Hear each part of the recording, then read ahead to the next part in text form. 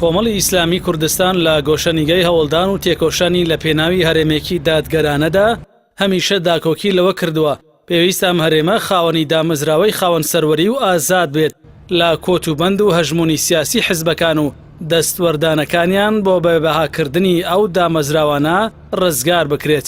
لە هەموو جیهاندا پارلەمان وەکو دەستگایەکی یاسادانان ڕێز و پێگەی بەرزی خۆی هەیە لەگەڵ ئەوەی یاسادانەرە لە هەمان کاتیشدا وەکو نوێنەر و پارێزەری مافی هاوڵاتیان چاودێری دەستگای ڕاپەڕاندن دەکات و ڕێگەنادا یاساشکێنی بکات.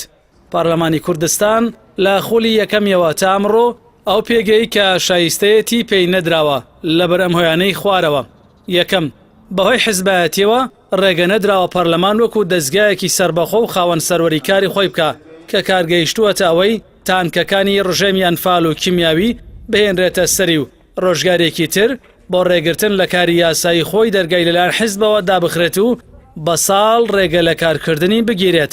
دووەم، لەوەتەی ئەم دەستگایە بەرپایە نەیتوانیەوە متمانە لە وەزیرێک وەربگرێتەوە. ئەمە لە کاتێکدا زۆربەی کابینەکانی حکوومەت تەژی بوون لە گەندەڵی دارایی و ناشەفافیت بە تایبەتی تا ئەم شرکە ساتەش ناشەفافیت لە داهاتی نەوت و گرێبەستەکانی و نەبوونی بودجەی نووسرا و نەبوونی حساباتی کۆتایی ساڵانە کۆمەڵە نەهامەتیەکن کە پەرلەمان نەیتوانیوە لێیان کۆڵێتەوە نەیتوانیوە لێ پێچینەوە لە حکوومەت بکات کە بۆچی یاسای سندوقی نەوت و غاز لە هەرێم جێبەجێ ناکرێ دایان حاڵەتی تریش کە جێگەی ئەوەن پارلەمان لەبارەیانەوە بە دوواداچوون بکات.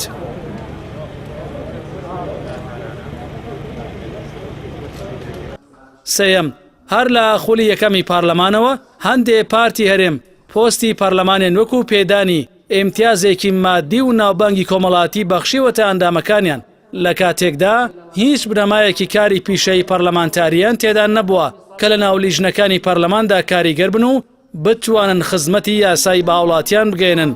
چوارەم، لە وڵاتانەی کە ئەگەری ئەویان هەیە سیستمی دیکتاتۆری خۆسەپێنیان تێدا دروست ببێ سیستم دەبێ پارلەمانی بێ بۆ ئەوەی چاودێری حکوومەت ورتر و تونتر بێت بەڵام لە هەرێمی کوردستان بە پێچەوانەوە سیستمی سەرۆکایەتی بۆ هۆی ئیفلیچکردنی پارلەمان و بگرا داخستنیشی.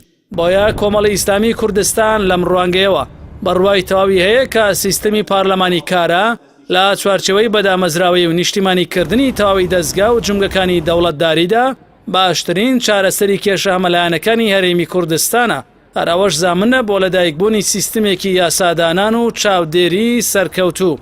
دەبێ هەمووان بەگشتلایەن و چین و توێژەکانەوە خەباتی بۆ بکەین و چیتر ڕێگە نەدەین پارلەمان وەکو دیوەخانی حزبی خاوەن میلیشیا مامەڵەی لەگەڵدا بکرێت.